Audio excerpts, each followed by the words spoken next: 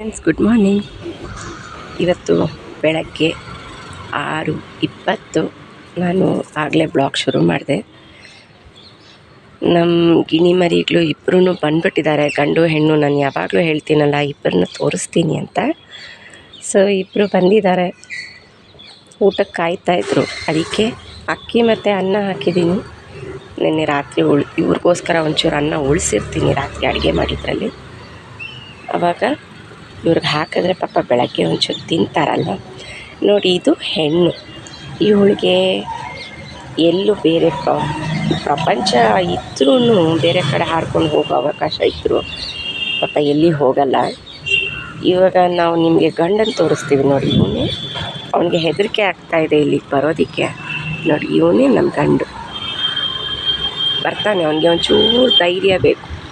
ಧೈರ್ಯ ಮಾಡಿ ಮಾಡಿ ಮಾಡಿ ಮಾಡಿ ಬರ್ತಾನೆ ಅವನು. ಅವನ ಹತ್ತಿರ ಬಂದಾಗ ತೋರಿಸ್ತೀನಿ ಆಮೇಲೆ. ಯಾಕೆಂದರೆ ಅವನು ಜಾಸ್ತಿ ಹೊತ್ತು ತಿನ್ನೋದಿಲ್ಲ. ಅವನು ತಿನ್ನೋದು ಒಂದು 5 ನಿಮಿಷ ತಿಂದ್ಬಿಟ್ಟು ಬೇಗ ಹೊರಟೋಗ್ಬೇಕು ಅವನು. ಇವ್ರಿಗೆ ಅಂತ ನಾವು ಮಾವಿನಕಾಯಿ ತಂದಿದ್ದೀವಿ ನಿನ್ನೆ, ಅದನ್ನು ಕೊಡ್ತೀನಿ, ತೋರಿಸ್ತೀನಿ. ಎಷ್ಟು ಮಜಾ ಮಾಡ್ಕೊಂಡು ತಿಂತಾರೆ ಗೊತ್ತಾ. ನೋಡಿ, ಅವನು ಕರಿತಾ ಇದ್ದಾನೆ. ನೋಡಿ, ನಮ್ಮ ಬಂಗಾರ. ಅದ್ರ ಕತ್ತು ಸುತ್ತ ಇದು ಏನು ಸ್ಪೆಷಾಲಿಟಿ ಅಂತಂದರೆ, ಎಷ್ಟೋ ದೇಶದ ಗಿಣಿಗಳು ಒಂದೊಂದು ಬಣ್ಣಗಳಿರುತ್ತೆ. ಆಮೇಲೆ ಗಂಡಿಗೆ ಆಲ್ಮೋಸ್ಟ್ ಎಲ್ಲ ಗಂಡಿಗೂ ಕತ್ತು ಸುತ್ತಾನು ರಿಂಗ್ ಇರುತ್ತೆ. ಹಾಗೆಯೇ ಇವನಿಗೂ ಕೂಡ ಅಷ್ಟೇ, ಕತ್ತು ಸುತ್ತ ರಿಂಗಿದೆ, ಕೆಂಪು ಕಲರ್ ಇದೆ. ನೋಡಿ, ಅವನು ಮಾತಾಡ್ತಾ ಇದ್ದಾನೆ. ಅವನು ಬಾ ಬಂಗಾರ, ತಿನ್ನು ಬಾ. ಇವಳು ಕಾಯ್ತಾ ಇದ್ದಾಳೆ, ಯಾಕೆ ಅವನು ಇನ್ನೂ ಬಂದಿಲ್ಲ ಅಂತ. ಇದಕ್ಕೆ ಸೀಬೆಕಾಯಿ ಅಂದರೆ ಇಷ್ಟ. ಅದಕ್ಕೆ ಮಕ್ಕಳು ತಂದಿದ್ರು ಸೀಬೆಕಾಯಿ ಗಿಣಿ ಕೊಡಬೇಕು ಅಂತ. ಆ ಬೀಜಗಳಂದರೆ ಕಟಮ್ ಕಟಮ್ ಅಂತ ಸೌಂಡ್ ಮಾಡ್ಕೊಂಡು ತಿನ್ನೋದಕ್ಕೆ ತುಂಬ ಇಷ್ಟ. ಇಬ್ಬರಿಗೂ ಇಷ್ಟ. ಮಾವಿನ ಹಣ್ಣಂದರೆ ತುಂಬ ಇಷ್ಟ. ಮಾವಿನಕಾಯಿ ಓಟೆ ಕೊಟ್ಬಿಟ್ರೆ ಅದನ್ನು ತಿನ್ಕೊಂಡು ಕೂತಿರ್ತಾರೆ. ಬಾಳೆಹಣ್ಣು ಇಷ್ಟ. ಆಮೇಲೆ ಇವಾಗ ಏನಾಗಿದೆ ಅಂತಂದರೆ, ಗೂಡಲ್ಲಿ ಇವಳು ಕೂತ್ಕೊಂಡಿರ್ತಾಳೆ ಯಾವಾಗಲೂ ಕೂತ್ಕೊಂಡು. ಪಾಪ ಬಂಗಾರ ಪುಟಾಣಿ ತೂತು ಮಾಡ್ಕೊಂಡಿದ್ದಾಳೆ. ಕತ್ತು ಮಾತ್ರ ಹೊರಗಡೆ ಹಾಕುವಂಥ ತೂತು ಮಾಡ್ಕೊಂಡಿದ್ದಾಳೆ ಆ ಮರದಲ್ಲಿ. ಅಲ್ಲಿ ನೋಡ್ತಾ ಇರ್ತಾಳೆ. ಬೇಕು ಏನಾದರೂ ಎಮರ್ಜೆನ್ಸಿ, ಏನಾದ್ರು ಸೌಂಡ್ ಆಯಿತು, ಏನು ಅದಂತ ಗೊತ್ತಾಗಲಿಲ್ಲ ಅಂದರೆ ಆ ತೂತಿಂದ ತಲೆ ಹಾಕಿ ನೋಡ್ತಾಳೆ. ಇವಾಗ ಮೈನಾಗಳು ಮತ್ತು ಒಂಥರ ಇನ್ನೊಂದು ಥರ ಒಂದು ಪಕ್ಷಿ ಇದೆ, ಅದು ಹಸಿರಿರುತ್ತೆ ಆದರೆ ಗಿಣಿಯಲ್ಲ, ಅದು ಜಾಸ್ತಿ ಆಗೋಗ್ಬಿಟ್ಟಿದೆ. ಅದೆಲ್ಲ ಏನು ಮಾಡುತ್ತೆ, ಇದ್ರ ಗೂಡೊಳಗಡೆ ಹೋಗಬೇಕು ಅಂತ ತುಂಬ ಮಾಡುತ್ತೆ, ಪ್ರಯತ್ನ ಪಡುತ್ತೆ. ಅದು ಇವಳಿಗೆ ಓಡಿಸ್ಬೇಕು. ಆಮೇಲೆ ಕಾಗೆಗಳು ಅಷ್ಟೇ, ಕಾಗೆ ಇವ್ಳು ಗೂಡು ಸುತ್ಕೊಂಡ್ಬಿಡ್ತಾರೆ. ನಾವು ಆದಷ್ಟು ಓಡಿಸ್ತೀವಿ, ಬಟ್ ಒಂದೊಂದು ಸತಿ ಏನಾಗುತ್ತೆ, ತೀರಾ ಗೂಡು ದೂರ ಇದೆ ನಮ್ಮಿಂದ.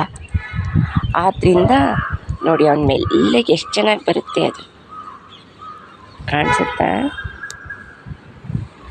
ಸಾರಿ, ನನ್ನ ಕೈಯೇ ಅಡ್ಡ ಇದೆ. ನೋಡಿ, ಇದು ನಮ್ಮ ಮಗು. ನಾಚಿಕೆ ಪಟ್ಕೊಂಡು ಮೆಲ್ಲಗೆ ಹೆಂಗೆ ಬರ್ತಾ ಇದ್ದಾನೆ ತಿನ್ನೋಕ್ಕೆ. ಅಲ್ಲಿಗೂ ಒಂಚೂರು ಧೈರ್ಯ ಮಾಡಿದ್ದಾನೆ, ಇವಾಗ ಬರ್ತಾನೆ. ಅದು ಸ್ವಲ್ಪ ಮೈ ನೋಡಿ, ಅಷ್ಟು ಅನ್ನ ಎತ್ಕೊಂಡು ಹೋಗ್ಬಿಟ್ಟು ಅಲ್ಲಿ ಕೂತ್ಕೊಂಡು ತಿನ್ನೋದು, ಕಾಲಲ್ಲಿ ಇಟ್ಕೊಂಡು ಕೂತ್ಕೊಂಡು ತಿನ್ನೋದು.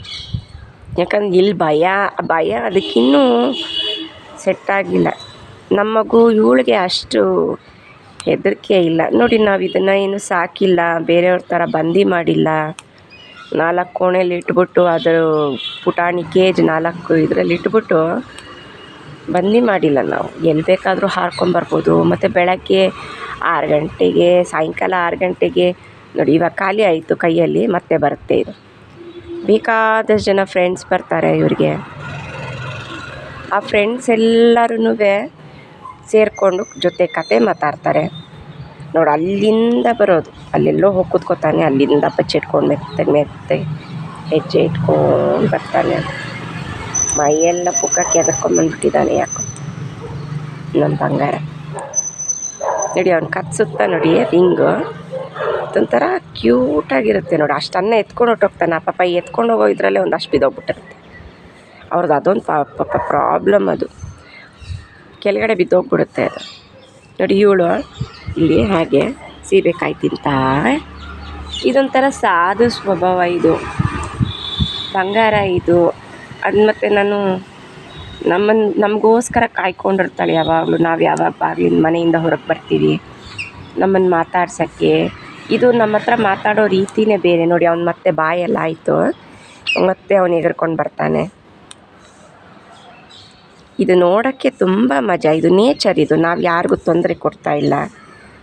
ಆಮೇಲೆ ಅವರು ನಮ್ಮ ಜೀವನಕ್ಕೆ ಹೇಗೆ ಒಂದು ನೇಚರು, ಪ್ರಕೃತಿ ಅನ್ನೋದು ನಮ್ಮ ಜೀವನದ ಜೊತೆಗೆ ಹೇಗೆ ಹೊಂದ್ಕೊಂಡು ಹೋಗುತ್ತೆ ಅನ್ನೋದಕ್ಕೆ ಇದೇ ಉದಾಹರಣೆ.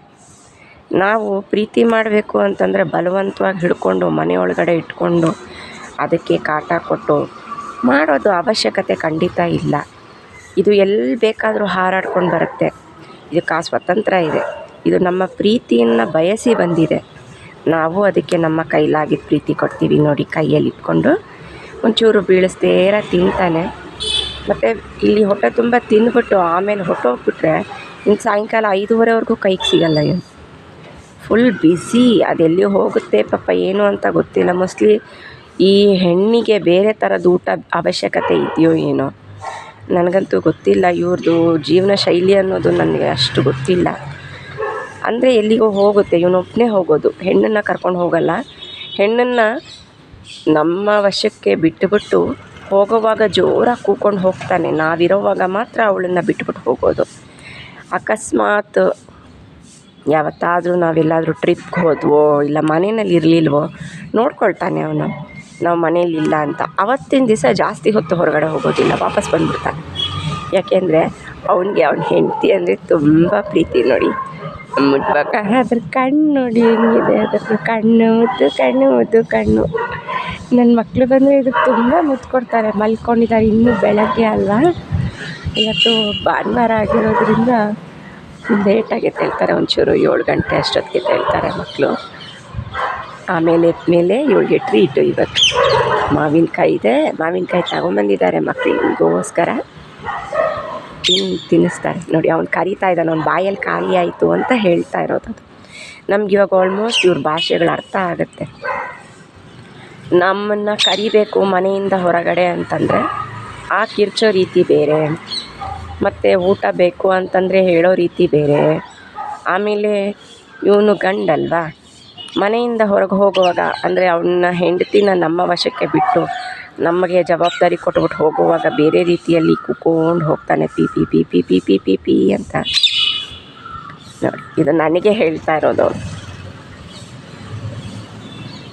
ಆಮೇಲೆ ದೂರದಲ್ಲಿ ಎಲ್ಲೋ ಇನ್ನೂ ಗಿಣಿಗಳು ಕೂಗ್ತಾ ಇದೆ, ಅದನ್ನು ಕೇಳಿಸ್ಕೊಳ್ಳೋದು ನೋಡಿ.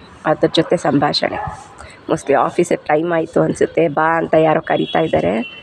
ಇರು, ನಾನು ಇನ್ನೂ ಊಟ ಮಾಡಿಲ್ಲ, ಬರ್ತೀನಿ ಅಂತ ಹೇಳ್ತಿದ್ದಾನೆ ಅನಿಸುತ್ತೆ ನೋಡಿ. ಹತ್ತಿರದಿಂದ ತೋರಿಸ್ತೀನಿ. ಬಂಗಾರ ಇದು ಗೊತ್ತಾ, ಬಂಗಾರದ ಮಗು ಇದು.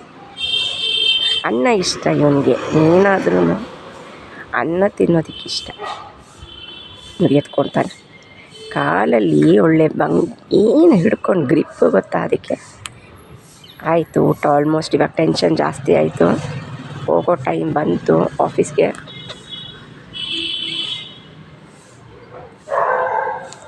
ಅದಕ್ಕೆ ಬುಕ್ಕ ಎಲ್ಲ ಕೆದರ್ಕೊಂಬಿಟ್ಟಿದ್ದಾನೆ. ಯಾಕೋ ನೆನ್ನೆ ಸ್ನಾನ ಮಾಡ್ಕೊಂಡು ಬಂದಿದ್ದ, ಎಲ್ಲಿಂದ ಅಂತ ಗೊತ್ತಿಲ್ಲ, ಇಲ್ಲೇನು ಸ್ನಾನ ಮಾಡಲಿಲ್ಲ. ಎಲ್ಲ ಪುಕ್ಕ ಎಲ್ಲ ಫುಲ್ಲು ಕ್ಲೀನ್ ಮಾಡ್ಕೊಂಡು ಬಂದಿದ್ದಾನೆ ಆದಷ್ಟು. ಆದರೂ ನೋಡಿ ಸ್ವಲ್ಪ ಕೂದಲೆಲ್ಲ ಕೆದರಿದೆ. ಇವತ್ತು ಸ್ನಾನ ಮಾಡಿಲ್ವಲ್ಲ ಅದಕ್ಕೆ. ದಿನ ಏನು ಮಾಡಲ್ಲ ಇವರು. ತುಂಬ ಸೆಕೆ ತೀರ ತಡೆಯೋದು ನೋಡಿ. ಧೈರ್ಯ ಮಾಡ್ತಾ ಇದ್ದಾನೆ ಬರೋಕ್ಕೆ, ನೀರು ಕುಡಿಯೋಕ್ಕೆ. ಪಾಪ ನೀರು ನಾವು ದಿನಕ್ಕೆ 2 ಸತಿ ಆ ಬಟ್ಲು ತುಂಬ ತುಂಬಿಡ್ತೀವಿ. ಇಲ್ಲಿ ವಿಪರೀತ ಪ್ರಾಣಿ ಪಕ್ಷಿಗಳು ಬರುತ್ತೆ, ಅಳಿಲಗಳು ಬರುತ್ತೆ, ಹದ್ದು ಬರುತ್ತೆ, ಮೈನಾ ಬರುತ್ತೆ, ಆಮೇಲೆ ಗುಬ್ಬಚ್ಚಿ ಬರುತ್ತೆ. ಸೊ ಅವೆಲ್ಲ ಬರೋದ್ರಿಂದ ಇವನು ಮಾತಾಡ್ತಾ ಇದ್ದಾನೆ. ಇವಳು ಅನ್ನ ತಿನ್ನಕ್ಕೆ ಹೋದ್ಲು. ಇವಾಗ ಅವಳು ಇಷ್ಟೊತ್ತು ಏನೋ ಇಲ್ಲಿ ಸೀಬೆಕಾಯಿ ತಿನ್ಕೊಂಡು ಕೂತಿದ್ಲು, ಇವಾಗ ಅನ್ನ ತಿಂತಾ ಇದ್ದಾಳೆ. ಅವೆಲ್ಲ ಬರೋದ್ರಿಂದ ನೀರುಗಳನ್ನು ಖಾಲಿ ಮಾಡಿಬಿಡುತ್ತೆ. ಸೊ ನಮ್ಮ ಮಕ್ಕಳು ಇನ್ನೂ ಎದ್ದಿಲ್ಲಲ್ಲ, ಅವರು ತುಂಬ್ತಾರೆ. ನಾನಿವಾಗ ಸದ್ಯಕ್ಕೆ ಊಟ ಮಾತ್ರ ತಂದು ಹಾಕಿದ್ದೀನಿ. ನಾನು ನೀರು ನೋಡಲಿಲ್ಲ. ಇವಾಗ ಇವನು ನೀರು ಕುಡಿಯೋವಾಗ ನೋಡಿದೆ, ಪಾಪ ಅರ್ಧ ಬಟ್ಲು ಖಾಲಿಯಾಗಿದೆ, ತೊಂದರೆ ಇಲ್ಲ, ಅದನ್ನೇ ಕುಡಿತಾರೆ. ಆಮೇಲೆ ಮತ್ತೆ ಆ ಬಟ್ಟಲನ್ನ ಶುದ್ಧಿ ಮಾಡಿ ಮತ್ತು ಹೊಸ ಸ್ವಚ್ಛ ನೀರನ್ನು ತುಂಬ್ತೀನಿ ಅದಕ್ಕೆ. ನಮ್ಮ ಬಂಗಾರ ನೋಡಿ, ಅದಕ್ಕೇನೋ ಸಿಕ್ಕಿದೆ ಅಲ್ಲಿ ಚಪಾತಿ, ಅದು ಒಣಗೋಗ್ಬಿಟ್ಟಿದೆ. ಅದು ನಿನ್ನೆ ಬೆಳಗ್ಗೆ ಹಾಕಿದ್ದು ಬಿಸಿಲಿಗೆ ಒಂಥರ ಒಣಗೋಗ್ಬಿಡುತ್ತೆ ಅದು. ನೋಡಿ ಅಂತ ಕುತ್ಕೊಂಡು ಕೇಳಿಸ್ಕೊತಾ ಇದ್ದಾನೆ. ಇದಕ್ಕೆ ನಮ್ಮ ಪ್ರೀತಿ ಬೇಕು. ಈ ಥರ ಗಂಡು ನಮ್ಮ ಜೊತೆಗೆ ಹೊಂದ್ಕೊಂಡು ಹೋಗೋದು ತುಂಬ ರೇರ್. ಯಾಕೆಂದರೆ ನೋಡಿ, ಅವಳು ಮೂತಿ ಒರೆಸ್ಕೊತಾ ಇದ್ದಾಳೆ, ತಿನ್ನೋದು ಮೂತಿ ಒರೆಸ್ಕೊಳ್ಳೋದು. ಗಂಡು ಸ್ವಲ್ಪ ನಾಚಿಕೆ ಸ್ವಭಾವ, ಆದರೆ ತುಂಬ ಸಾಧು. ಮನುಷ್ಯರಲ್ಲೂ ಹೇಗೆ ಗಂಡು ಮಕ್ಕಳು ಸಾಧುನೋ, ಪಕ್ಷಿಗಳಲ್ಲೂ ನೋಡಿ ಹೊಟ್ಟೋದು. ಹೆಂಡ್ತಿನೂ ಕರ್ಕೊಂಡು ಹೋಗಿದ್ದಾನೆ, ಆಮೇಲೆ ಮತ್ತೆ ಬರ್ತಾನೆ. Keep watching friends. Thank you so much. Bye bye.